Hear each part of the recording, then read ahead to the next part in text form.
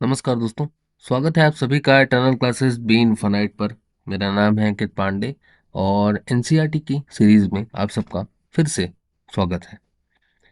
आज जो हम लोग करने वाले हैं, क्योंकि जैसा कि आपको पता है कि मंडे और सैटरडे को मैं आपको ओल्ड एन मंडे को न्यू एनसीईआरटी और सैटरडे को मैं आपको ओल्ड एनसीईआरटी का एक एनसीईआरटी चैप्टर देने वाला था, है ना, साइंस में।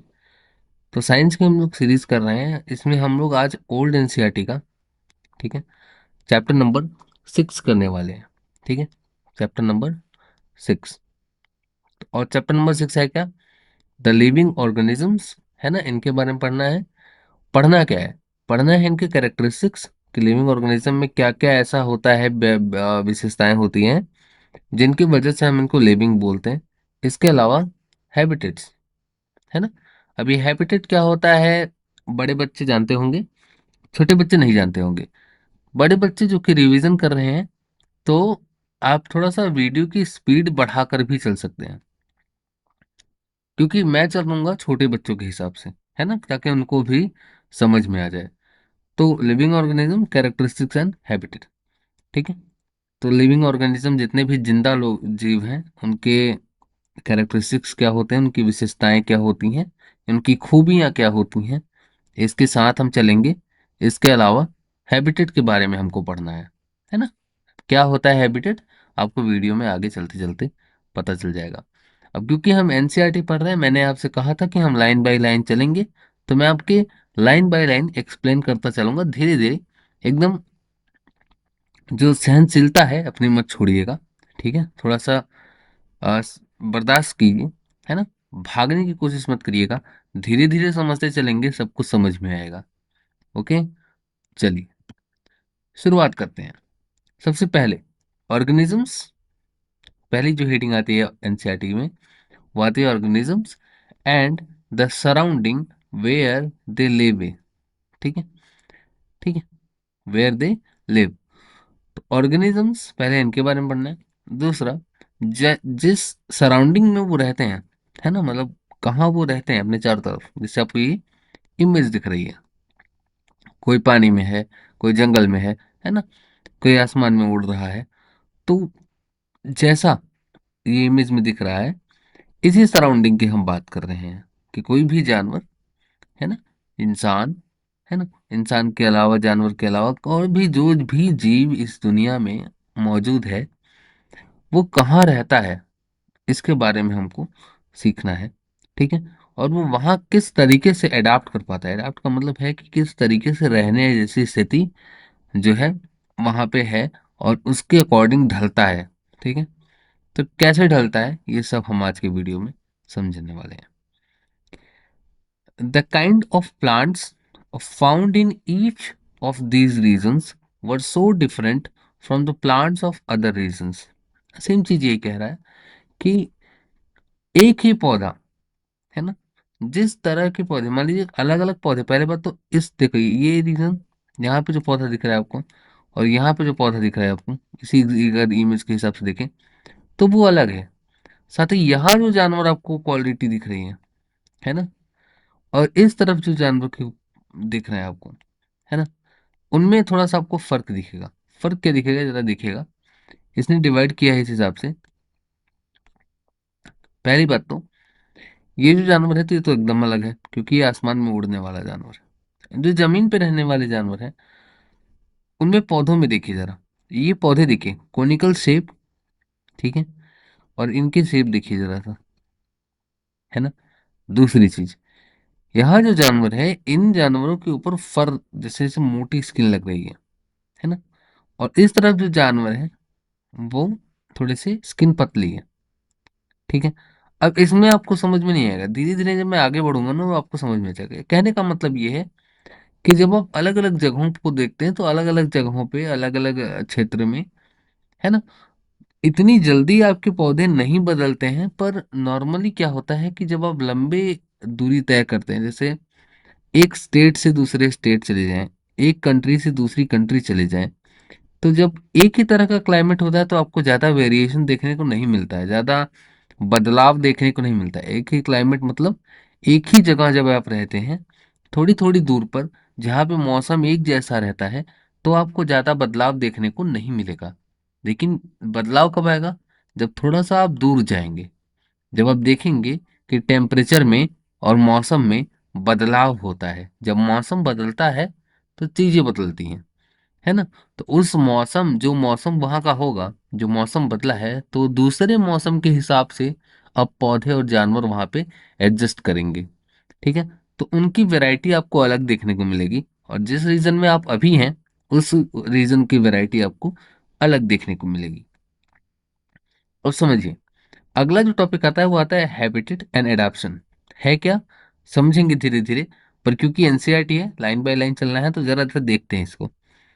इन the sea, plants and animals are surrounded by saline water. Most of them use the air dissolved in the water. क्या होता है? समुद्र के अंदर जो पानी होता है वो सलाइन होता है। सलाइन का मतलब होता है साल्टी, नमकीन पानी होता है ना।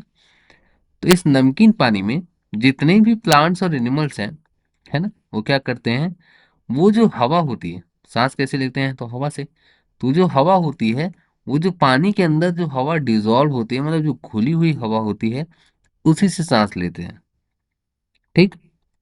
देर is very little water available in the desert. It is the very hot in the day time and very cold at the night time desert. The animals and plants of the desert live on the desert soil and breathe air from the surrounding. अब देखो, दो जगहों के जानवर, समुद्र के अलग और रेगिस्तान के अलग। समुद्र में पानी ही पानी है, ठीक है, पानी ही पानी। और रेगिस्तान में बहुत कम पानी। ठीक है। अब समुद्र में क्या है? समुद्र के जो जानवर है वो एयर कहाँ से, वो सांस कहाँ से लेंगे? जो पानी के अंदर एयर डिजॉल्व होगी, जो घुली हुई एयर होगी, उसी से सांस लेंगे। लेकिन डेजर्ट वाले जो जानवर होंगे, वो अपने आसपास की हवा से सांस लेंगे, वातावरण से सांस लेंगे। ठीक है। तो दो अंतर समझ में आया कि जगह जब बदलती है, मौसम जब बदलते हैं, रहने का तरीका जब बदलता है, तो लोगों को सीखते हैं। और जब वो सीखते हैं रहना, तो उनका रहन सहन भी बदलता है, और उनका हो सकता है कि रवैया भी बदल जाए, है ना। उनके रहने का तरीका बदल जा सकता है। हो सकता है उनके शारीरिक जो बदलाव हैं, कुछ शारीरिक बदलाव भी उनके अंदर आते हैं। ठीक है। समझिए जरा, the sea and the desert, है ना, जैसे मैंने कहा कि आर वेरी डिफरेंट सराउंडिंग्स, मतलब थोड़ा सा अलग है ना, एक दूसरे से तो अलग ही है। एक जगह पानी ही पानी है, एक जगह एकदम पानी नहीं है। And we find very different kind of plants and animals in these two regions. अब दोनों रीजन्स में जो प्लांट्स और एनिमल्स समझ में आते हैं, मिलते हैं, वो दोनों बहुत अलग तरीके के हैं। Let us look at two different kinds of organism. क्या? डेजर्ट और सी में दो अलग अलग एग्जाम्पल लेके देखते हैं। डेजर्ट में हम एग्जाम्पल लेंगे कैमल का, और सी में एग्जाम्पल लेंगे फिश का, जो कि नॉर्मल है। ठीक है। The body structure of a camel helps is to survive in the desert condition. मैंने कहा ना कि जब आपका मौसम, जब आपका तरीका, जब आपके आसपास की सराउंडिंग जिस तरीके की होती है, आप उसी तरीके में रहना सीखते हैं। तो कैमल जो है वो डेजर्ट में रहता है। ठीक है। अब कैमल जब डेजर्ट में रहता है, तो कैमल के पास इस तरीके की कुछ चीजें डेवलप होती हैं, इस तरीके की कुछ चीजें, उस खूबियां जो हैं, वो इसके अंदर पाई जाती हैं, जिसकी वजह से वो डेजर्ट में रहने में समर्थ होता है ना, जिसमें जिसकी वजह से वो डेजर्ट में सरवाइव कर सकता है, बड़े अच्छे से रह सकता है। क्या चीजें होती हैं? कि कैमल्स के पास लॉन्ग लेग्स होते हैं, है ना, लंबे पैर होंगे। इमेज में आप देख सकते हैं, ठीक है, इमेज, छोटे बच्चे इमेज देखते जाओ, है ना। कैमल्स के पास लॉन्ग लेग होते हैं, जिनकी वजह से होता क्या है, जिनकी वजह से जो जमीन में जो गर्मी होती है, क्योंकि अपने अभी आपने देखा ना कि जो रेत है वो दिन में ज्यादा गर्म होती है।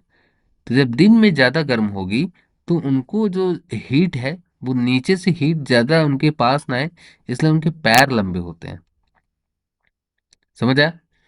विच help to keep their bodies away from the heat of the sand.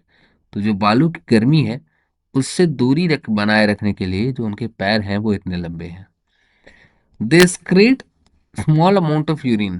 Their dung is dry and do not sweat. पहला, तो बहुत कम यूरिन वो एक्सक्रीट करते हैं। ठीक है। यूरिन मतलब टॉयलेट। तो हम लोग क्या करते हैं कि जल्दी जल्दी पानी पियो भागो, पानी पियो भागो, ऐसा होता है ना। इनके पास बहुत कम है। अब क्योंकि डेजर्ट कंडीशन है, उनको सरवाइव करने के लिए ऐसा ही चाहिए कि ज़्यादा से ज़्यादा पानी इनके शरीर में बचा रहे, ज़्यादा पानी इनके शरीर से बाहर ना निकले। तो यूरिन इनका बहुत कम एक्सक्रीट होता है। एक्सक्रीट का मतलब होता है वेस्ट पार्ट का शरीर से बाहर निकलना, ठीक है। वेस्ट मटेरियल जो होता है बॉडी के अंदर, जैसे टॉयलेट हो गया, जैसे लेटरिन हो गई, तो ये जो चीज़ है वो बाहर कम निकले, इसके लिए इसको हम बोलते हैं एक्सक्रीट, है ना। जो बाहर निकलता है वेस्ट मटेरियल वो एक्सक्रीट होता है। अब जितना ज़्यादा वेस्ट मटेरियल कम होगा उतना ज़्यादा एक्सक्रीट होगा। तो इनका जल्दी क्या होता है कि यूरिन बहुत कम निकालते हैं ये, ठीक है। जो गोबर होता है वो ड्राई होता है ना, क्योंकि बहुत ज़्यादा पानी के साथ बाहर नहीं निकलता, ठीक है। और इसके अलावा ये स्वेट मतलब पसीने भी इनको नहीं होते, ठीक है। तो होता क्या है, जब ये पसीना नहीं हो रहा है, यूरिन नहीं हो रहा है, और गोबर जो हो रहा है उसके थ्रू भी बहुत ज़्यादा पानी बाहर नहीं निकल रहा है, तो पानी इनके अंदर जल्दी कम नहीं होता। आपने सुना होगा ना कि हफ्ते भर ऊंट पानी नहीं पीते, है ना, एक हफ्ते से ज्यादा वो जिंदा रह सकते हैं बिना पानी पिए। Since camels lose very little water from their bodies, मतलब पानी निकाल नहीं रहे हैं, है ना। यूरिन बहुत कम हो रहा है, पसीना निकल नहीं रहा है, जो गोबर है वो भी बहुत सूखा हो रहा है, तो इनकी वजह से जो पानी है इनके अंदर से वो निकलता नहीं है ना, बहुत ज्यादा ट्रांसमिट नहीं होता। They can live for so many days without water. तो बिना पानी के ये कई दिनों तक रह सकते हैं, ठीक है। अब दूसरी चीज पे आते हैं, ठीक है, और सुनो। There are so many kinds of fish, कई तरह की मछलियां होती हैं। All the ones shown here have the streamline shape. जितनी भी इस तरह की इमेज जो आपको दिख रही है ना, उनमें एक तरीका होता है ना, ऐसे इस तरीके का शेप होता है एकदम ऐसा, ठीक है, streamline. This shape helps them to move inside the water. ये शेप की वजह से, इस तरीके की शेप आपने देखी होगी, सबमरीन वगैरह भी इसी शेप में बनाई जाती हैं, है ना, ताकि वो पानी के अंदर जो है वो चलने में उनको हेल्प मिले, ठीक है। Fish have slippery scales on their body. These scales protect the fish and also helps is to easy movement through their water, ये सब, ठीक है। इसकी वजह से ये चल पाती हैं, अच्छे से मूवमेंट कर पाती हैं। Fish have flat fins and tails that help them to change direction and keep their body balance in the water. Gills है ना, present in the fish help them to use oxygen dissolved in water. तो देखो, एक तो पहला इनका जो body होता है वो स्लिपरी होता है, फिर इसके बाद फिन्स है ना इनके आसपास, ठीक है, ये जो है, और इसके बाद टेल है। फिन्स और टेल्स की मदद से क्या करता है कि ये बॉडी को किसी भी डायरेक्शन वगैरह में मोड़ सकता है।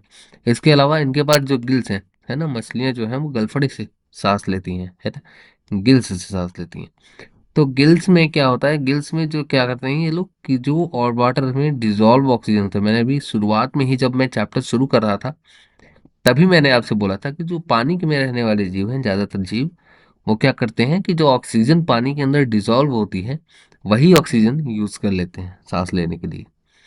तो मछलियां भी वही ऑक्सीजन यूज करती हैं जो पानी के अंदर डिसॉल्व होता है, जो घुला हुआ होता है, ठीक, समझ आया। चलिए, अब हमने क्या किया कि हमने एनिमल्स के पढ़े, मतलब कैमल्स के पढ़े कुछ खूबियां हमने हमने पढ़ी मछली की। We see that the features of fish help it to live inside the water and the features of camel help it to survive in the desert.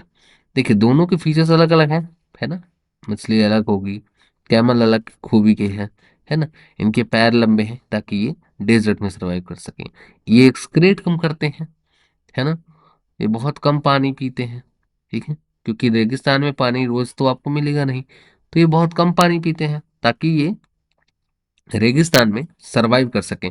इनके पैर जो नरम और गद्देदार पैर बनाए जाते हैं, है ना, इनके जो पैर होते हैं वो नरम होते हैं और गद्देदार होते हैं, थोड़े से चौड़े होते हैं, ठीक है, नीचे से, ताकि ये पैर जो है वो जमीन में रेत में धंसे ना। तो डेजर्ट जो कैमल है वो डेजर्ट के लिए बनाया गया है ना, बना हुआ है। और उसने अपने आप को इस डेजर्ट में रहना सीख लिया है। ठीक है, समझ में आया? उसने डेजर्ट के अकॉर्डिंग अपने आप को ढाल लिया है। मछली क्या है? मछली ने अपने आप को समुद्र के अकॉर्डिंग ढाला है। In all this variety of organism we will find that they have certain features that help them to live in the surrounding in which they are normally found। इसका मतलब क्या है? इसका मतलब है कि आप देखेंगे कि कुछ जो भी जानवर है जहां कहीं भी पाया जाता हो, उसने वहां रहने के लिए कुछ फीचर्स, कुछ खूबियां अपने अंदर डेवलप कर ली हैं, अपने अंदर ला ली हैं, जिसकी वजह से वो उस जगह पर रहने में सक्षम हुआ है, उस जगह में रहने के काबिल बना है। The presence of specific features, है ना, और certain habits which enable an organism to live naturally in a place is called adaptation. अभी जो आप टॉपिक पढ़ने जा रहे हैं, एडाप्टेशन और हैबिटेट, तो उसमें आपने पहला चीज तो पढ़ लिया। देखिए, एडाप्टेशन क्या होता है? ये सारी खूबियां, है ना, जो अभी हमने पढ़ी कि एनिमल, कैमल ऐसे ऐसे करता है, जो कैमल में अंदर ऐसा ऐसा होता है जिसकी वजह से वो डेजर्ट में रह पाता है। फिश में ये चीजें होती हैं जिसकी वजह से वो रह पाती है समुद्र में। तो ये जो चीजें हैं जिनकी वजह से कोई भी जानवर कहीं पर रहने में एबल होता है, इस चीज को हम बोलते हैं एडाप्टेशन, है ना। जैसे डेजर्ट में अगर रहना है आपको, तो आपके पैर वैर लंबे होने चाहिए ताकि आप गर्मी से दूर रह सकें। पानी आपको बहुत कम यूज करना है। ठीक है, इसके अलावा पैर आपके ऐसे होने चाहिए ताकि बार बार धंसे ना। नुकीले पैर लेकर आप नहीं जा सकते रेत में। ठीक है, ऐसे ही जब आप पानी के अंदर होंगे तो आपके अंदर फिन्स वगैरह होने चाहिए ताकि आप तैर सके बराबर। ठीक है, इसके अलावा गिल्स आपके लिए, सांस लेने के लिए आपको कुछ व्यवस्था करनी पड़ेगी अलग से। तो ये जितने भी फीचर्स हैं, फीचर का मतलब विशेषताएं, फीचर का मतलब गुण, जिस फीचर का मतलब खूबी, तो ये जितनी भी खूबियां हैं जिनकी वजह से कोई भी जानवर कहीं पर भी रहने में सक्षम होता है, उसको हम कहते हैं एडाप्टेशन। इसका मतलब, adaptation is the method by which organisms get well adjusted to the climate. इसका मतलब क्या है कि एडाप्टेशन एक ऐसा मेथड है जिसकी वजह से कोई भी ऑर्गेनिजम्स जो होते हैं, है ना, किसी भी जगह पे रहने वाले जो ऑर्गेनिजम्स होते हैं, जो जीव होते हैं, वो क्या करते हैं, जिस तरीके का वहां पे क्लाइमेट होता है, क्लाइमेट मतलब जिस तरह की वहां की ज्योग्राफी होती है, जिस तरह का वहां का मौसम होता है, उस मौसम के हिसाब से खुद को ढालते हैं, है ना। उस मौसम के हिसाब से वो लोग रहना सीखते हैं। समझ आया? चलिए, अगर यहां तक समझ में आया, अब तो होता क्या है कि जो भी एडाप्टेशन है, adaptation of the organisms differ depending on their place of dwelling। This is why a fish cannot live out of water and a camel cannot live in the sea। ठीक है, एडेप्टेशन जो है वो organism का, वो जगह जो रहती है ना, जहाँ पे वो रहते हैं उसके ऊपर डिपेंड करती है। जिसकी वजह से होता क्या है कि जो मछली है वो रेगिस्तान में नहीं रह सकती, है ना, और जो कैमल है वो समुद्र में नहीं रह सकता, है ना। यही रीजन है ना। और क्या रीजन हो सकता है? कुछ नहीं। देखो, कुछ नहीं हो सकता है। ठीक है, अगर कैमल के अंदर वो सारी खूबियां होती कि वो समुद्र में रह सकता तो वो रह सकता था, लेकिन नहीं है, इसलिए उसको डेजर्ट में रहना है ना। अब क्योंकि वो डेजर्ट में पाया जा रहा है, तो अपने आप को डेजर्ट के अकॉर्डिंग वो ढाल लेता है। ऐसे ही फिश, फिश क्या है? फिश को, फिश के अंदर ऐसी चीजें हैं जिसकी वजह से वो वाटर के अंदर रहने में, सरवाइव करने में उसको आसानी हुई है। अगर फिश शुरू से ही धरती पर होती तो उसका शेप कुछ अलग होता, है ना। हो सकता है उसको फिश भी ना बोलते। ठीक है, और उसको फिर मतलब ऐसी कुछ चीजें उसके अंदर डेवलप हो जाती जिसकी वजह से वो जमीन पे रहने में सक्षम हो जाती।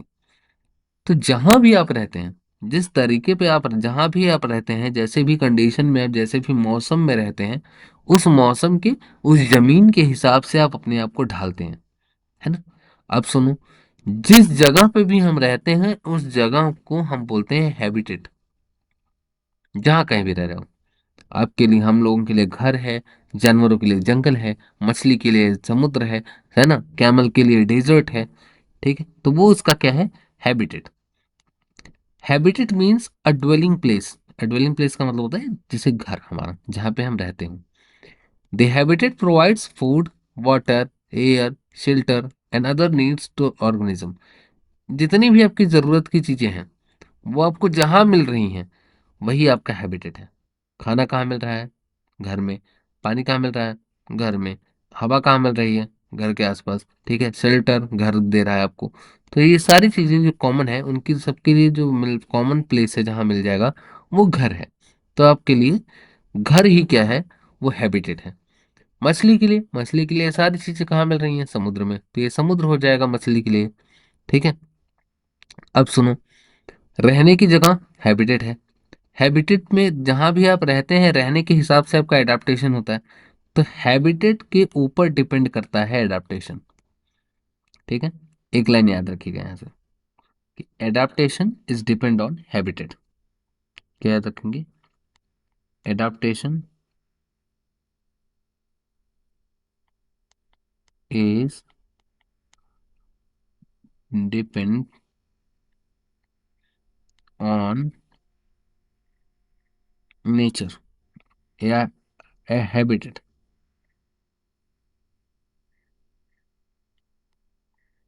ठीक है, एडाप्टेशन डिपेंड्स ऑन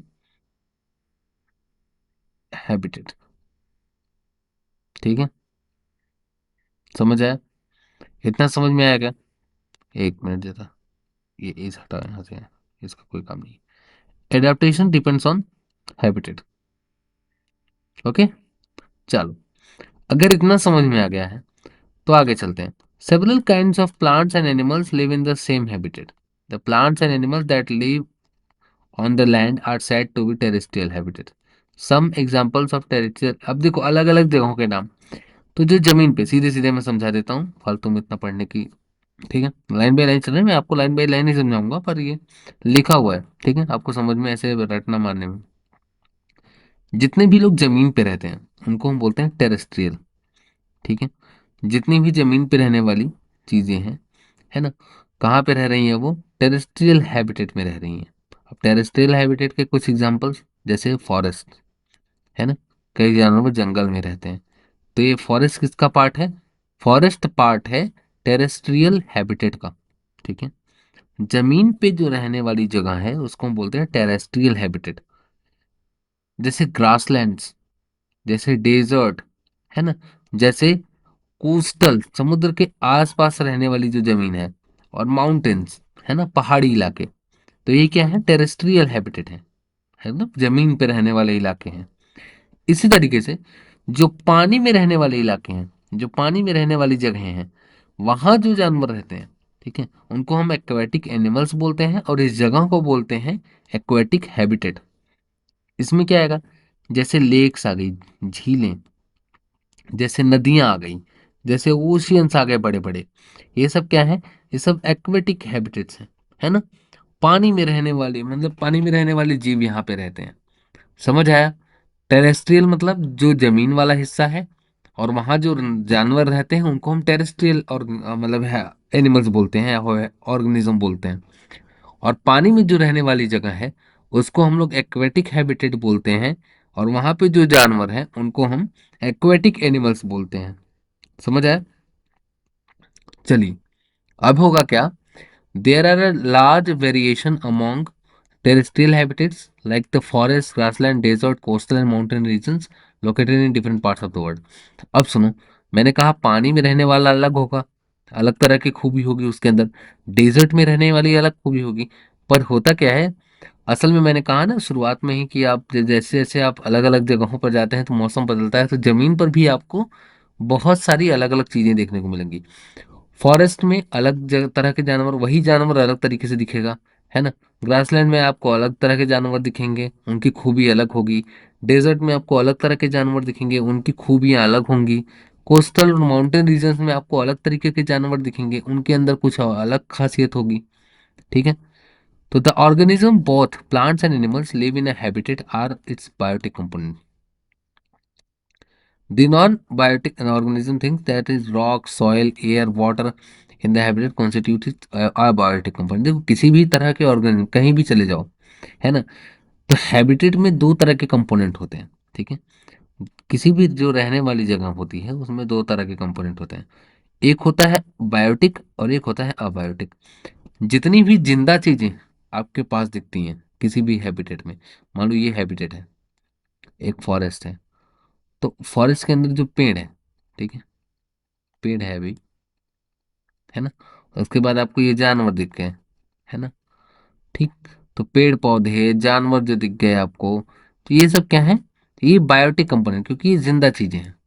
इसके अलावा इस फॉरेस्ट में क्या मिलेगा, इसके अलावा इस फॉरेस्ट में मिलेंगे पत्थर, है ना, छोटे छोटे कंकड़ पत्थर, फिर मिट्टी मिलेगी आपको ऐसे लेयर में, है ना, कंकड़ पत्थर मिल गए, मिट्टी मिल गई, ये हवा जो आपके आसपास चल रही है ये मिल गया, कहीं पे नदी में पानी है वो मिल गया। तो ये चीजें तो जिंदा नहीं है, हवा नहीं जिंदा है, मिट्टी नहीं जिंदा है ना, पत्थर नहीं जिंदा है, पानी नहीं जिंदा है। तो ये हवा, पत्थर, मिट्टी, पानी, ये सब अबायोटिक कंपोनेंट है। दो तरीके के कंपोनेंट्स मिलेंगे आपको, बायोटिक और अबायोटिक कंपोनेंट्स। बायोटिक कंपोनेंट्स इसका मतलब वो चीजें जिंदा है, अबायोटिक कंपोनेंट्स मतलब वो चीजें जिंदा नहीं है। तो जितनी भी हैबिटेट में दो तरीके की चीजें पाई जाएंगी, बायोटिक और अबायोटिक, ठीक है। बायोटिक में जिंदा, अबायोटिक में जो चीजें जिंदा नहीं है ना। अभी जिंदा चीजों की क्या खूबी है ये भी हम आगे पढ़ेंगे। When the seeds turn into sprout, it is said to have germinated. This is the beginning of life of a new plant. Abiotic factors like the air, water, light, and heat are important for the growth of the plants. In fact, abiotic factors are important for all the living organism. ठीक है। तो abiotic factors main चीज क्या है सुनो। Abiotic factor जो भी होते हैं, जैसे एयर हो गया, वाटर हो गया, लाइट हो गया, हीट हो गया, ये जो चीजें हैं, ये चीजें बायोटिक फैक्टर्स को हेल्प करती हैं, जितनी भी जिंदा चीजें हैं उनको हेल्प करती हैं ताकि वो इस हैबिटेट में रह सकें, है ना। मिट्टी, ठीक है, हवा, है ना, कंकड़ पत्थर, है ना, ये सारी चीजें, है ना, जितनी भी जिंदा चीजें नहीं है वो हेल्प करती हैं जिंदा चीजों की उस जगह पर रहने के लिए, है ना। यानी कि अबायोटिक जो होते हैं, ठीक है, अबायोटिक चीजें हेल्प करती हैं, किसकी हेल्प करती हैं, बायोटिक चीजों की, ठीक है। अबायोटिक चीजें बायोटिक चीजों की हेल्प करती हैं ताकि वो उस हैबिटेट में रह सकें। Adaptation does not take place in very short time because the abiotic factors of a region also change very slowly. Those organisms which cannot adapt to these changes die, and only the adapted ones survive. Organisms adapt to different abiotic factors in different ways. This result to wide variety of organisms in different habitat. अब सुनो, adaptation के लिए देखो जैसे मैंने कहा ना, abiotic factors biotic चीजों को हेल्प करते हैं ताकि वो उस जगह पर रह पाए। तो जब तक बायोटिक तरीके से नहीं होगा तब तक अब बायो मतलब जब तक अबायोटिक तरीके से नहीं होगा तब तक वो बायोटिक की हेल्प नहीं कर पाएगा।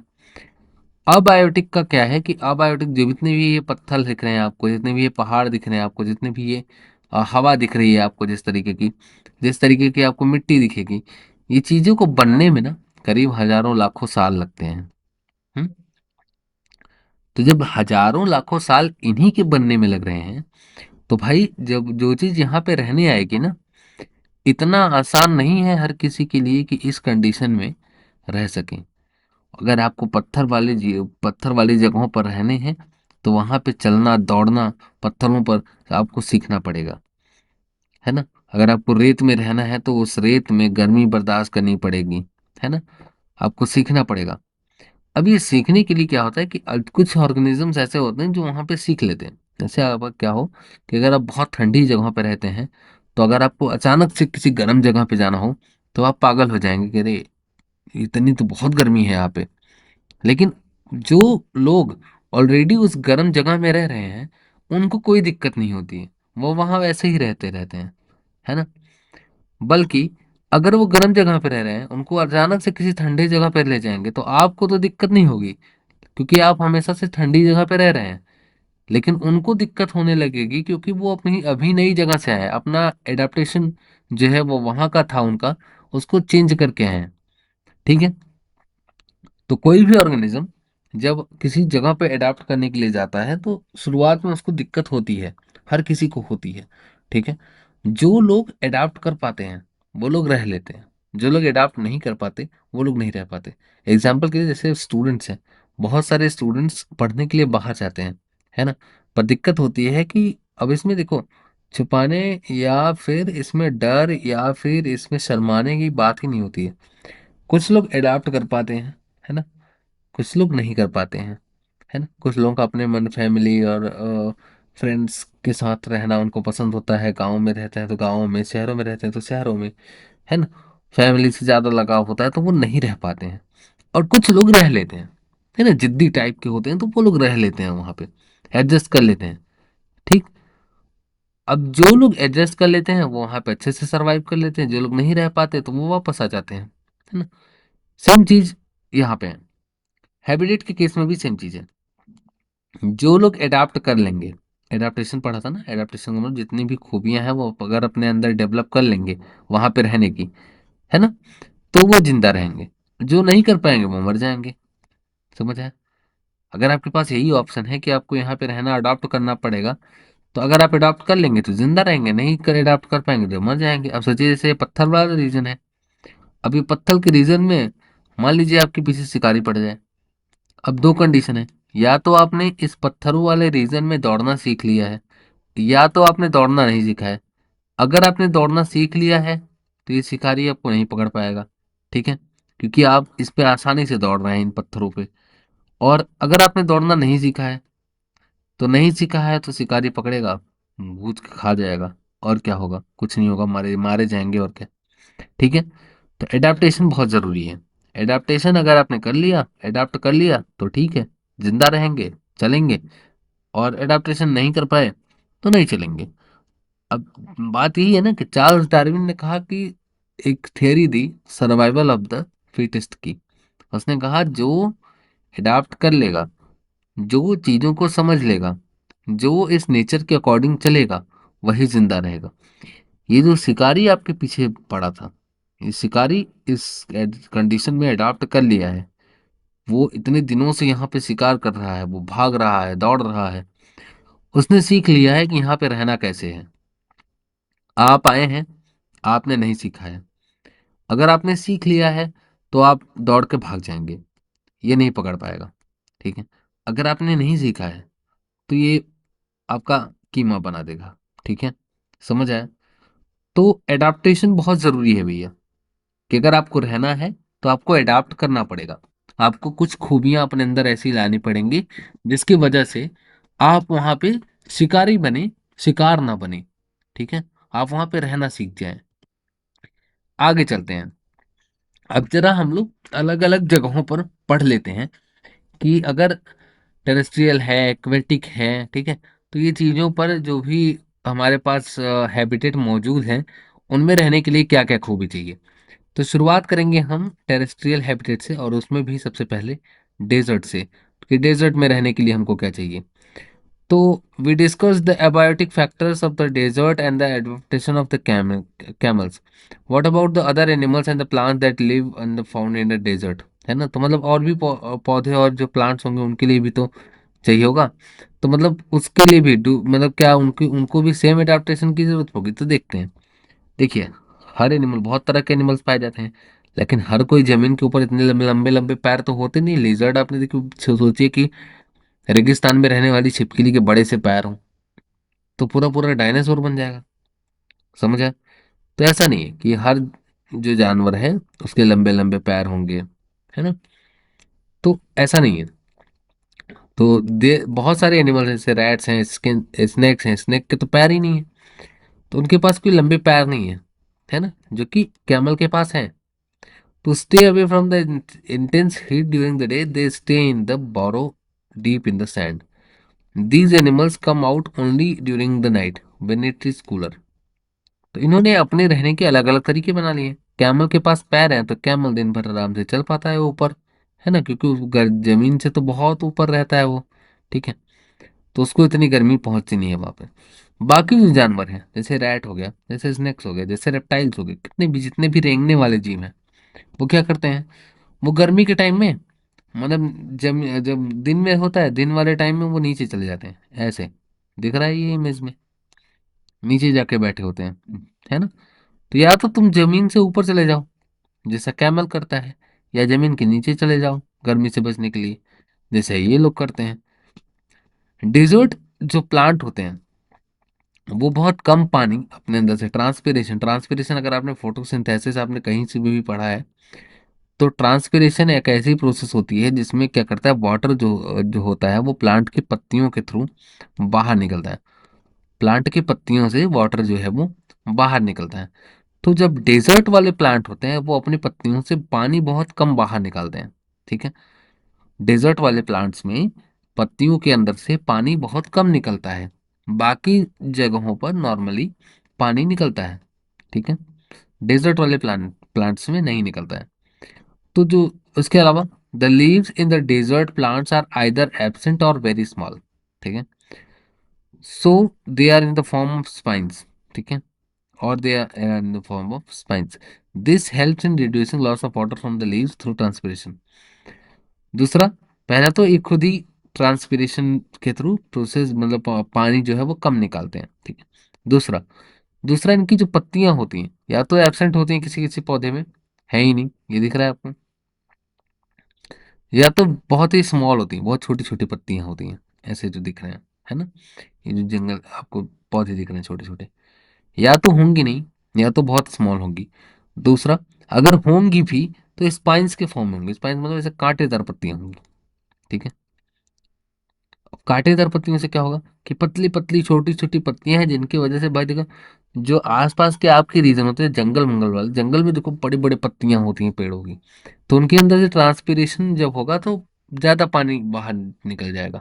लेकिन जब स्पाइंस में, इन कांटेदार पेड़ों में जब ट्रांसपीरेशन होगा तो पानी जो है वो बहुत कम मात्रा में निकलेगा। अगर पानी पानी क्योंकि डेजर्ट में पानी तो है नहीं, बाद में तो इतना पानी तो मिलता नहीं उनको, तो जब पानी निकलेगा ही नहीं तो बहुत ज़्यादा ज़रूरत भी नहीं है, इस तरह से वो सरवाइव करते हैं। फोटोसिंथेसिस की बात रही तो पूरा के पूरा पूरा जो पौधा होगा वो होगा स्टेम के हिसाब से। नॉर्मली जो कंडीशन होती है जंगलों में, वहां पे पौधा जो फोटोसिंथेसिस करता है क्योंकि पत्तियां बहुत बड़ी बड़ी होती हैं, तो पत्तियों के साथ फोटोसिंथेसिस होता है, पत्तियों के अंदर फोटोसिंथेसिस होता है। पर डेजर्ट में जो रहने वाले प्लांट्स होते हैं उनको आप देखेंगे तो चारों तरफ से वही खुद के खुद पूरा का पूरा स्टेम ही, पूरा का पूरा पौधा ही हरा भरा होता है ना, भले पत्ती हो ना हो। तो ये जो क्लोरोफिल इसमें होता है वो सब इनकी स्टेम में होता है ना, तने में होता है, समझ आए। Stem is also covered with a thick waxy layer, है ना, इसमें एक आपको चीज दिखेगी, वो वैक्स तरह की एक लेयर दिखेगी, which helps to retain water in the tissue of cacti. Most desert plants have roots, they go very deep into the soil for absorbing water.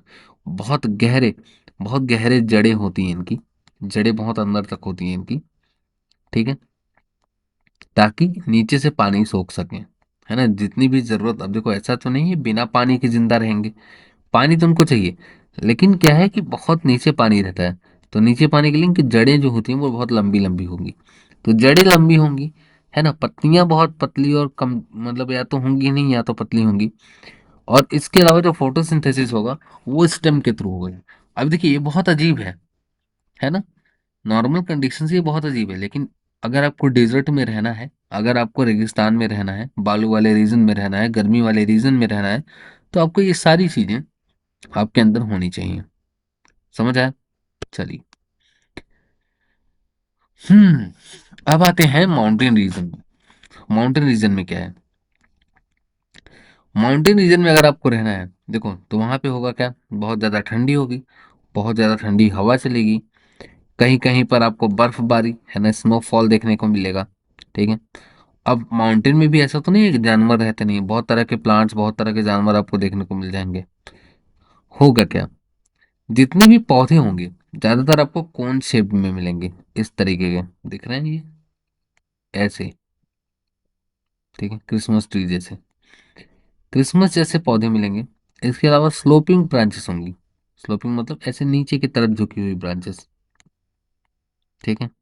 तभी तो ये वाला शेप बनेगा, ऐसे है, ठीक है।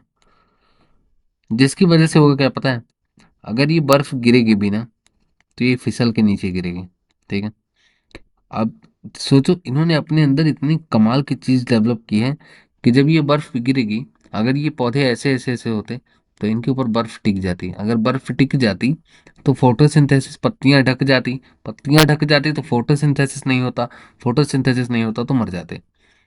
तो इन्होंने अपना अलग ही जुगाड़ बनाया, इन्होंने कहा कि भैया एक काम करते हैं, पत्तियां ऐसे रहती ही नहीं, कोनिकल शेप में ऐसे रखते हैं पत्तियां, है ना, स्लोपिंग ब्रांचेस जितनी भी होंगी हमारी नीचे की तरफ झुकी हुई होंगी, जिसके वजह से होगा क्या, जब भी बर्फ पड़ेगी और हल्की हल्की हवा चलेगी, ये बर्फ पूरी की पूरी फिसल के नीचे चली जाएगी, पत्तियां हमारी एकदम खाली रहेंगी, ठीक है।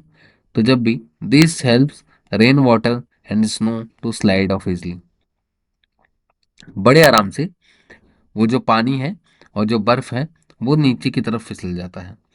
There could be trees with shapes very different from these that are also present in the mountains. They maybe have different kinds of adaptation to survive in the mountains. तो इन्होंने क्या किया है, अपने आप को माउंटेन्स के हिसाब से सरवाइव करना सिखा लिया है कि देखो अगर माउंटेन में रहना है तो ऐसा रह, ऐसे ऐसे ब्रांचेस होनी चाहिए, ठीक है।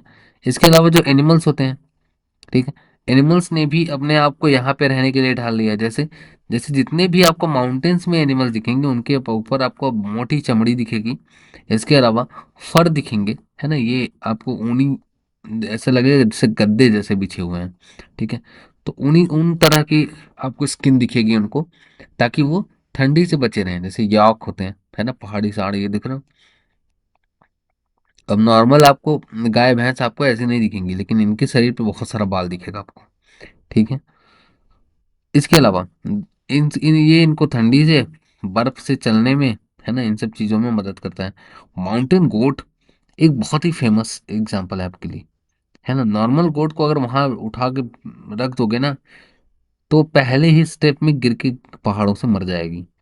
लेकिन माउंटेन गोट्स पहाड़ों पर इतने लंबे चौड़े और इतने मजबूत इनके पाँव होते हैं कि वो उसी पे कूदती रहती हैं, है ना। पकड़ना आसान नहीं होता, बड़े बड़े शिकारी इनको पकड़ने में फेल हो जाते हैं। क्यों? क्योंकि उन्हें उन्होंने अपना रहना सीख लिया वहां, अब वो वहां पे शिकार नहीं बनते, ठीक है। अब वो आसानी से उस माउंटेन वाली जगह पे रह सकते हैं। तो माउंटेन में अगर आपको रहना है तो आपको अलग तरीके से रहना पड़ेगा। As we go up in the mountainous regions, the surrounding changes and we see different kinds of adaptation in different heights. हर जगह की एक ही चीज है, जैसा जैसा आपका मौसम बदलता जाएगा, ठीक है, वैसा वैसा आपका रहने का तरीका बदलता जाएगा। बहुत सारी चीजें आप अपने अंदर बदलाव करेंगे, जिसकी वजह से आप उस रीजन में रह सकें। ऐसे ही हमको ग्रासलैंड का पढ़ना है, ठीक है। अब ग्रासलैंड में क्या होगा, तो ग्रासलैंड के अंदर there is a strong animal, ठीक है, लायन की बात कर रहा है। एंड जो काम क्या करता है, हंट करता है, किल करता है अलग एनिमल्स को, जैसे कि डियर हो गए, है ना, ज्यादातर हिरन का ही शिकार हम लोग एग्जाम्पल में लेते हैं। It is a light brown in colour, है ना, Lions have the long clause in the front legs and can be withdrawn inside the twos. It is like light brown colour helps us to hide in dry grassland when it hunts to prey, है ना। the eyes in front of the face allow it to have a correct idea about the location of its prey। समझ रहे हैं आप ये है क्या? तो ग्रासलैंड में इसके कलर्स जो हैं वो मैच करने लगते हैं, ठीक है, आसपास की घास के साथ। इसके अलावा जो आंखें हैं, आप ज्यादातर जितनी भी वेजिटेरियन जो नॉन वेजिटेरियन जो जानवर हैं, उनकी आंखें आप सामने देखते हैं, है ना, इंसान भी उनमें से एक है। तो इनकी आंखें जो है वो एकदम सामने की तरफ होती है, जबकि जो ये शाकाहारी जीव हैं, गाय भैंस हिरन, इनकी घोड़ा, इनकी जो आंखें आप देखेंगे ना अगल बगल है, ठीक है, एक आंख इस तरफ है, एक आंख इस तरफ है। तो ये जो सामने वाली आंखें होती हैं, ये पूरी की पूरी अपने शिकार पर नजर बनाए रखने के लिए होती हैं, ठीक है। इसी तरीके से हिरन होता है। अब देखिए सोचिए, ग्रासलैंड में रहने के लिए शेर ने अपने अंदर अलग अलग ये खूबी पैदा की है। इसके अलावा डियर है। ये डियर एक ऐसा एनिमल है जो कि फॉरेस्ट और ग्रासलैंड में रहता है। इसके पास स्ट्रॉन्ग टीथ होते हैं जिसकी वजह से ये बड़े मजबूत मजबूत पौधों को भी चबा डालता है। A deer needs to know about the presence of predators, है ना, in order to run away from them and not to become a prey. भाई इसको भी जानने की जरूरत है कि शिकार ना बन जाइए। तो इसके पास क्या होते हैं कि लंबे कान होते हैं। ठीक है, नॉर्मली इनके कान देखो छोटे हैं, पर इनके कान देखो लंबे हैं। लंबे कान क्यों? ताकि ये मूवमेंट को पहचान सके कि इनके आसपास कोई चीज ऐसी है तो नहीं जिसकी जो इनका शिकार करना चाहती है। तो ये इनको हेल्प करती है। इसके अलावा यह है कि जो आईज है इनकी, आईज इनकी साइड में है ना, तो हल्की सी साइड में। तो इनकी साइड में क्या है कि ये इधर भी देख सकते हैं, इधर भी देख सकते हैं, इधर भी देख सकते हैं, इधर भी देख सकते हैं, है ना, चारों तरफ देख सकते हैं ये। उधर से उधर भी देख सकते हैं, मतलब टू एट लीस्ट इनको 360, लगभग 360 डिग्री का विजन मिलता है चारों तरफ देखने के लिए। ठीक है, तो ये इनको मदद करता है कि ये शिकार होने से बचे। और लायन को हेल्प मिलती है उसकी जो कंडीशन है, उसने जो अपने अंदर अडाप्ट किया है, उसके उसके लिए हेल्प करेगा कि वो शिकार कर ले। ठीक है, तो कुछ चीजें लायन के लिए हेल्प करेंगी, कुछ चीजें डियर के लिए हेल्प करेंगी। दोनों अपने अपनी जगह पर अपने अपने हिसाब से रहने के लिए दोनों को नेचर ने कुछ चीजें प्रोवाइड की हैं ताकि एक शिकार कर सके और एक शिकार से बच सके। ठीक है, चलिए। There are so many features of a lion, a deer और other animals and plants that help them to survive in their habitat. देखो यही चीज मैं कह रहा हूँ ना कि एक चीज नहीं है ये। हमने एक एग्जाम्पल लिया, डियर का लिया, लायन का लिया। उधर डेजर्ट में हमने कुछ थोड़े से प्लांट्स देखे, एक कैमल का देखा, स्नेक का देखा, रैट का देखा, पानी में हमने फिश का देखा। पर केवल यही तीन चार जानवर थोड़ी हैं, बहुत सारे जानवर है ना। अभी बहुत सारे जानवर जो हैं इन सब के पास, चाहे वो किसी भी हैबिटेट में या एडाप्टेशन एडाप्ट करते हो, किसी भी हैबिटेट में रहते हो, उनके पास अपने आप को सिखा रहने के लिए बहुत सारे तरीके हैं। ठीक है, तो वो अपने तरीके से रहते हैं। उन्होंने अपने लिए रहने के लिए वहां पे अपनी व्यवस्था बना रखी है। ठीक है, समझ आया?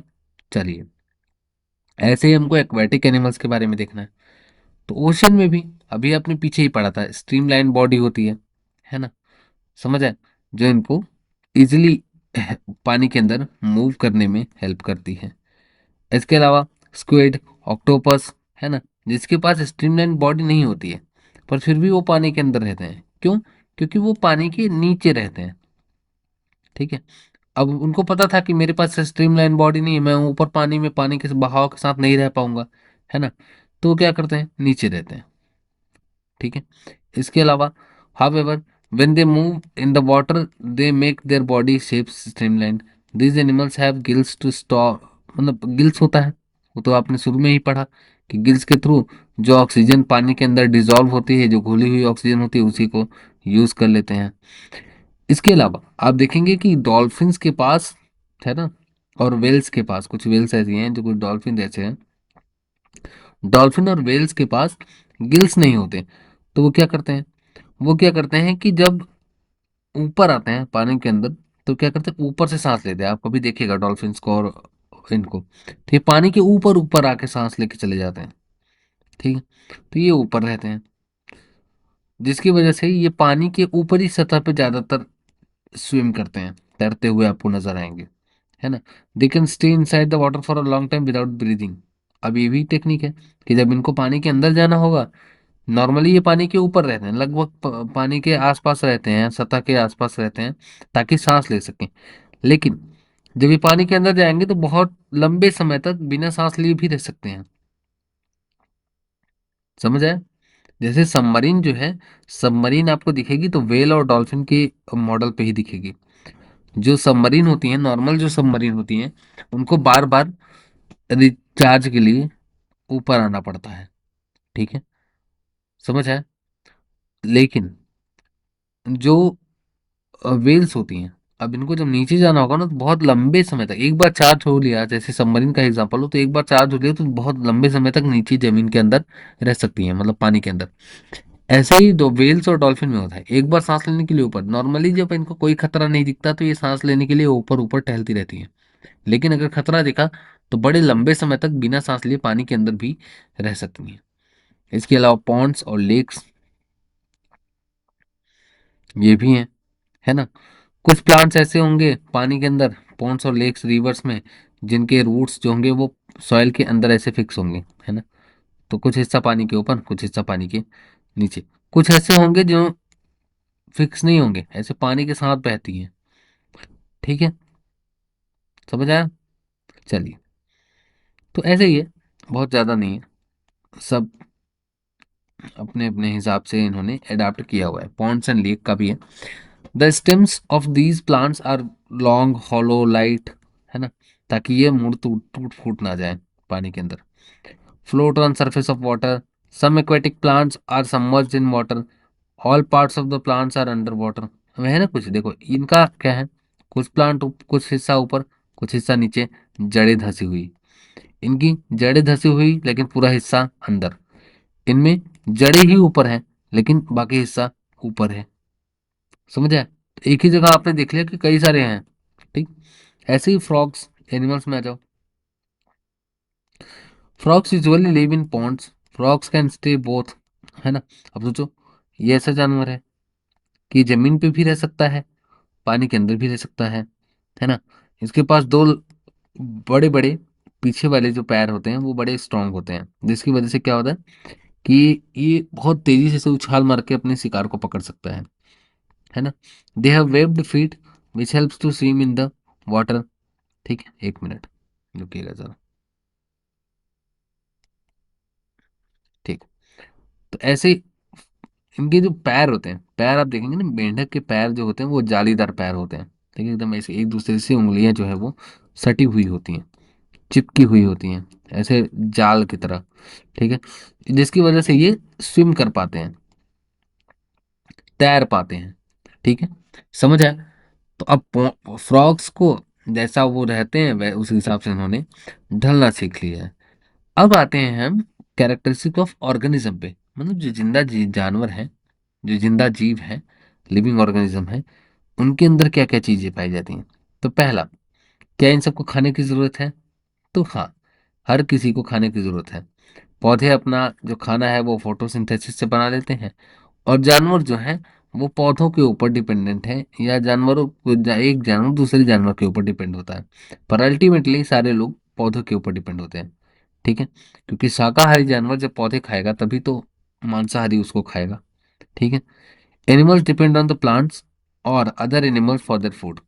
तो या तो एनिमल्स प्लांट पे सीधे डायरेक्टली डिपेंडेंट है, या तो कुछ जानवर जो हैं उसी जानवर को खा लेंगे जो प्लांट्स को खाता है, तो इनडायरेक्टली सब प्लांट्स पे डिपेंडेंट है। लेकिन एनिमल्स जो हैं वो या तो प्लांट्स पे या तो अलग दूसरे एनिमल्स पे डिपेंडेंट है। जैसे कार्निवोरस क्या है, दूसरे गाय, हिरन, इन सबको खा के अपना पेट भरते हैं। लेकिन गाय क्या खाती है? पौधे। तो इनडायरेक्टली तो अगर पेड़ नहीं होंगे तो गाय नहीं होगी, गाय नहीं होगा तो कार्निवोरस खाएंगे क्या? ऐसी ही चीजें हैं। ठीक है, इसी हिसाब से चलता है। आगे चलिए। Food gives organism energy. अब एनर्जी के लिए खाना खाते हैं, तो खाना खाते हैं क्या लिविंग ऑर्गेनिज्म? तो उसका जवाब होगा आपके पास आएगा यस। ठीक है।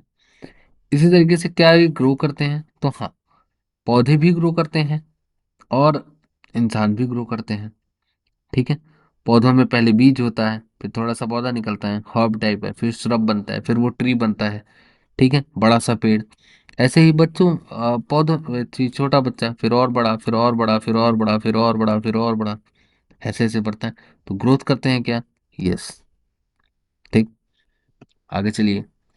क्या रेस्पिरेशन करते हैं? तो हाँ, जो हमारी ब्रीदिंग होती है, आप समझ लेना, ब्रीदिंग और रेस्पिरेशन दोनों अलग अलग चीजें होती हैं। रेस्पिरेशन में क्या है, ब्रीदिंग मतलब होता है केवल सांस ऐसे लेना, ऐसे, और छोड़ना। तो लेना और छोड़ना, इसको बोलते हैं ब्रीदिंग। रेस्पिरेशन में क्या होता है, ये पूरा सांस का अंदर जाना।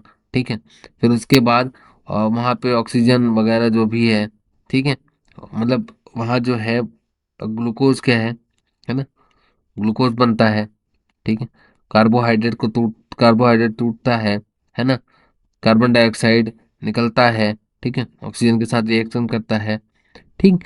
तो जब ये सारी चीजें होती हैं तो पूरा प्रोसेस जो होता है, उसके बाद जो कार्बन डाइऑक्साइड बाहर निकलती है, ये जो पूरा अंदर रिएक्शन हुआ, हमने सांस लिया, ऑक्सीजन अंदर गया, ऑक्सीजन ने रिएक्ट किया, ठीक है, रिएक्शन के बाद ग्लूकोज बना, ग्लूकोज कार्बोहाइड्रेट मतलब कार्बन डाइऑक्साइड बाहर निकला, ये पूरा जो कंप्लीट प्रोसेस होता है इसको हम बोलते हैं रेस्पिरेशन। और केवल जब सांस लेना और छोड़ना होता है इसको हम बोलते हैं ब्रीदिंग। ठीक है, चलिए। रेस्पिरेशन जो है वो सारे ऑर्गेनिजम्स के लिए नेसेसरी है। तो क्या सारे ऑर्गेनिज्म रेस्पायर करते हैं? यस। ठीक है। It is through the respiration that the body finally obtain energy from the food it takes. क्योंकि एनर्जी क्या है? एनर्जी के लिए आपको याद होगा हम लोग स्कूल में ग्लूकोज खाते हैं, है ना। अब जब गेम वेम खेलने जाते हैं तो आपके पीटी टीचर जो होते हैं, फिजिकल के जो ट्रेनर होते हैं, वो आपको ग्लूकोज वूकोज ले ले आके देते हैं, खाओ भाई, है ना। कमजोर पड़ते हो तो ग्लूकोज खाओ, है ना, ग्लूकोज का पानी चढ़ाया जाता है ना, और पेशेंट को। तो एनर्जी के लिए आपको, इंस्टेंट एनर्जी के लिए आपको ग्लूकोज दिया जाता है। जब आप खाना खाते हैं तो जब आप रेस्पायर करते हैं, जब आप सांस लेते हैं, आपके अंदर ऑक्सीजन आती है, यही ऑक्सीजन आपके ग्लूकोज जो स्टार्च कार्बोहाइड्रेट होता है उसके साथ रिएक्शन करती है और आपको ग्लूकोज प्रोवाइड करती है। इस ग्लूकोज के साथ कार्बन डाइऑक्साइड भी निकलता है और कार्बन डाइऑक्साइड हम क्या करते हैं, बाहर निकाल देते हैं। ठीक। ये पूरा प्रोसेस जो है इसको हम कहते हैं रेस्पायरेशन। लेकिन जब केवल सांस और लेना और छोड़ना होता है तो उसको हम कहते हैं ब्रीदिंग। ठीक है। पूरे प्रोसेस का ब्रीदिंग क्या है? ब्रीदिंग एक पार्ट है इस पूरे प्रोसेस का, तो रेस्पायरेशन का पार्ट है ब्रीदिंग। ठीक है, ये समझ लीजिएगा। इसके अलावा क्या पौधे भी रेस्पायर करते हैं? तो यस, पौधे भी रेस्पायर करते हैं।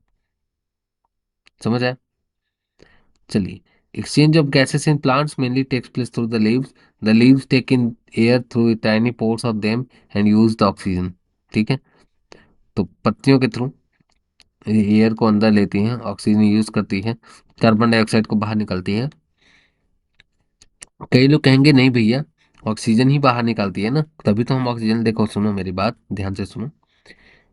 फोटोसिंथेसिस के टाइम पे ऑक्सीजन बाहर निकलती है, ठीक है, लेकिन रेस्पिरेशन जो होता है, रेस्पिरेशन जब पौधे भी सांस लेते हैं तो वो कार्बन डाइऑक्साइड ही बाहर निकालते हैं। समझ आया? समझ आया? हाँ। अब एक चीज और सुनो। The amount of oxygen release in the process of food preparation by plant is much more than the oxygen they use in respiration. Respiration in plants takes place day and night. अब सुनो मैंने क्या कहा।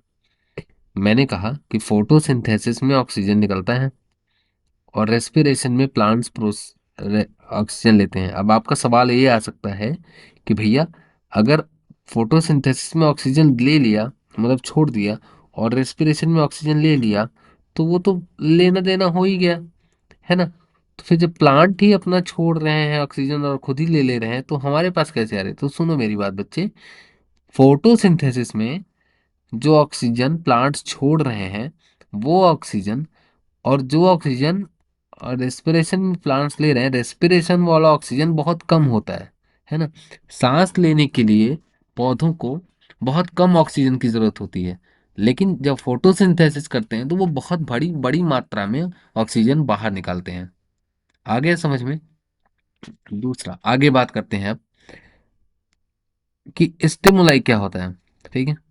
Stimuli का मतलब होता है कोई भी ऐसी चीज जिसके प्रति आप रिस्पॉन्स करते हो, है ना। चाहे आपकी गर्लफ्रेंड हो सकती है, चाहे आपके मम्मी पापा हो सकते हैं, वो कुछ बात करते हैं तो आपको फर्क पड़ता है ना। तो वो सब स्टिमुलाई हैं, जिनकी बातों से, जिनके छूने से, जिनके कुछ कहने से, जिनके कुछ करने से आपको फर्क पड़ता है, वो सब स्टिमुलाई हैं। तो क्या लिविंग ऑर्गेनिज्म स्टिमुलाई के प्रति रिस्पॉन्स रखते हैं? तो ये आता है यस। ठीक है। ये वाला आपको क्लियर हो गया ना? ठीक है। तो प्लांट भी रेस्पिरेशन करते हैं। अब प्लांट रेस्पिरेशन करते हैं तो ऑक्सीजन ही लेते हैं, कार्बन डाइऑक्साइड ही छोड़ते हैं, पर ऑक्सीजन वो बहुत कम लेते हैं। फोटोसिंथेसिस के टाइम पे वो ऑक्सीजन बहुत ज़्यादा छोड़ते हैं, तो हमारे लिए भी ऑक्सीजन बचता है। ठीक है। ब्रीदिंग क्या है? ब्रीदिंग एक पार्ट है रेस्पिरेशन का, मतलब केवल सांस लेना और छोड़ना। रेस्पिरेशन क्या है? रेस्पिरेशन पूरा प्रोसेस है जिसके अंदर आपका जो खाना है, जो कार्बोहाइड्रेट है, वो टूट के रिएक्शन करके एनर्जी देता है। समझ आया? चलिए, तो अब क्या स्टिमुलाई, स्टिमुलाई कौन है? मैंने कहा कि जिससे आपको फर्क पड़ता है वो सब स्टिमुलाई है। ठीक है। क्या प्लांट्स ऑल्सो रिस्पॉन्स करते हैं स्टिमुलाई को? तो हाँ, आपने छुई मुई का पौधा सुना होगा। इस पौधे को आप छूते हैं तो वो मुड़ जाता है। ठीक है, पत्तियां इसकी में मुड़ जाती हैं। ठीक है। तो जैसे मिमोसा, मिमोसा को ही टच मी नॉट मतलब छुई मुई का पौधा कहते हैं।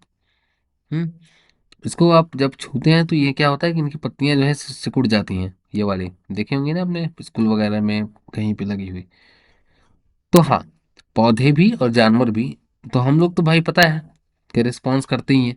मम्मी कह दे कुछ गुस्सा हो जाएंगे, पापा कह दे कुछ गुस्सा हो जाएंगे, गर्लफ्रेंड कह दे कुछ गुस्सा हो जाएंगे, बॉयफ्रेंड कह दे कुछ गुस्सा हो जाएंगे। तो ठीक है, जरूरी नहीं गुस्सा हो जाएंगे। प्यार, गुस्सा, हंसी, ये सब कुछ हम जो फील करते हैं किसी की वजह से, तो जिसकी वजह से हम ये सब फील करते हैं वो स्टिमुलाई होता है। ठीक है। All living beings respond to changes around them. कुछ भी चेंज होता है तो उसके प्रति हम लोग रिस्पॉन्ड करते हैं, नेगेटिव हो या पॉजिटिव हो, सारी चीजें। इसके अलावा क्या लिविंग ऑर्गेनिज्म एक्सक्रीट करते हैं? तो यस, हमारा जो ह्यूमन एक्सक्रीटरी सिस्टम है वो ये है। ठीक। सारे ऑर्गेनिज्म को खाना खाना है, तो खाना खाना है तो कुछ भी या कुछ तो पार्ट एकदम ऐसा होगा जो जो पचेगा नहीं। क्या होता है उस पार्ट का? वो पार्ट जो होता है वो बाहर निकल जाता है। तो जो वेस्ट पार्ट बाहर निकलता है उसको हम बोलते हैं excretion. The process of getting rid of waste by organism is known as excretion. Excretion के थ्रू जो वेस्ट पार्ट होता है वो शरीर से बाहर निकल जाता है। क्या प्लांट भी एक्सक्रेट करते हैं? तो हाँ, वो भी एक्सक्रेट करते हैं। ठीक है, प्लांट्स भी एक्सक्रेट करते हैं, उनका भी एक्सक्रीजन होता है। ठीक। चलिए, तो क्या लिविंग जितने भी लिविंग ऑर्गेनिज्म है एक्सक्रीट करते हैं? इसका भी जवाब आएगा यस। ठीक। अलग अलग तरीके से कर सकते हैं। क्या लिविंग ऑर्गेनिज्म रिप्रोडक्शन करते हैं? तो आप तो इंसानों का तो भी पता है भाई, रिप्रोडक्शन करते ही करते हैं, है ना। हमने हमारे बच्चे होते हैं, है ना। क्या पौधे भी करते हैं? हाँ, पौधे भी करते हैं। पौधों के भी तो बीज बीज होते हैं ना, सीड्स होते हैं ना। तो एक सीड्स होते हैं, इन सीड्स को दूसरी जगह डाल दो, फिर वहां पौधे होंगे, फिर इन पौधों के सीड्स होंगे, फिर ये दूसरी जगह डाल दो। तो पौधे भी, उनके भी सीड्स होते हैं। ठीक है। तो रिप्रोडक्शन करते हैं क्या? हाँ। ये सब यहाँ पे यही राम कहानी लिखी हुई है। ठीक है। मेन चीज यही है कि यहाँ करते हैं। इसके अलावा क्या ऑर्गेनिज्म मूव करते हैं? क्या? यस। अब पूछोगे पौधे पौधे करते हैं क्या? तो हाँ, पौधे भी तो करते हैं भाई। तो पौधे क्या है कि एक प्लेस से दूसरे प्लेस तक नहीं जाते, है ना। जबकि उनके अंदर क्या होता है कि अब पानी, पानी वो जड़ से लेते हैं। ठीक है, ये जड़ है अंदर। ठीक है।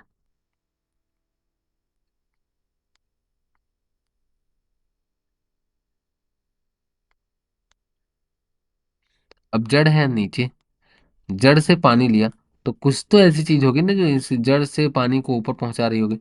तो इसके अंदर भी तो मूवमेंट हो रहा है ना। अब पौधे की जड़ फिक्स हो गई है तो इस वजह से वो एक जगह से दूसरी जगह नहीं जा सकता।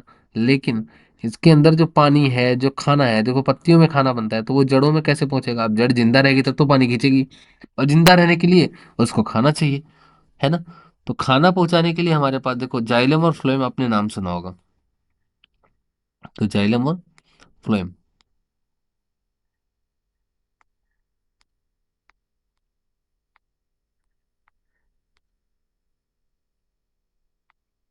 तो जाइलम और फ्लोएम का काम क्या होता है?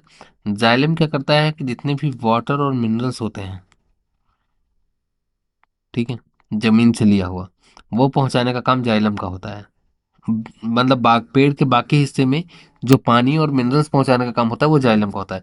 और फ्लोएम का काम जो होता है वो फूड और सैक्स जो होता है, सैक वो वाला मत समझना, ठीक है, ये सैक। ठीक है, मतलब लिक्विड पार्ट जो खाने का होता है उसको हम बोलते हैं। ठीक है, तो वो पहुंचाने का काम कौन होता है? फ्लोएम का। तो जाइलम पानी पहुंचाता है और फ्लोएम किसी भी तरीके से खाना पहुंचाता है। तो अब सोचो कि ऑर्गेनिज्म मूव तो कर रहे हैं, ठीक है, चाहे वो एक जगह पे रुक के करे, उसके अंदर कुछ मूवमेंट हो, चाहे वो दौड़ दौड़ के करे, तो किसी ना किसी तरीके से उनके अंदर मूवमेंट जो है वो हो रहा है। इसके अलावा there are such a variety of organism but all of them show some common characteristics, है ना? क्या कैरेक्टरिस्टिक है? कि भाई वो खाना खाते हैं, वो रिप्रोडक्शन करते हैं, ठीक है। ये another common characteristic is that कि ये मरते भी हैं, है ना? हर कोई मरता है ना। पौधे भी देखे हैं आपने, कुछ दिन में सूख जाते हैं तो मर जाते हैं। तो बहुत सारी चीजें हैं, ठीक है, जिंदा रहते हैं कई सालों तक फिर मर जाते हैं। पौधे पौधे इंसान तो मान लो 100-200 साल की उम्र है फिर मर जाएंगे। कई जानवर हैं जो 300-400 साल जिएंगे फिर मर जाएंगे। पौधे, कुछ पौधे जल्दी कट जाते हैं, कटते हैं, मरते नहीं जल्दी हैं, है ना? कुछ लंबा टिकते हैं। समझ आया? चलिए, दे ऑल नीड, अच्छा, one single organism may die without ever reproducing but the type of organism can exist only if they reproduction. इनका कहने का मतलब है कि एक जानवर हो सकता है कि एक जानवर बिना रिप्रोडक्शन किए मर जाए, ठीक है।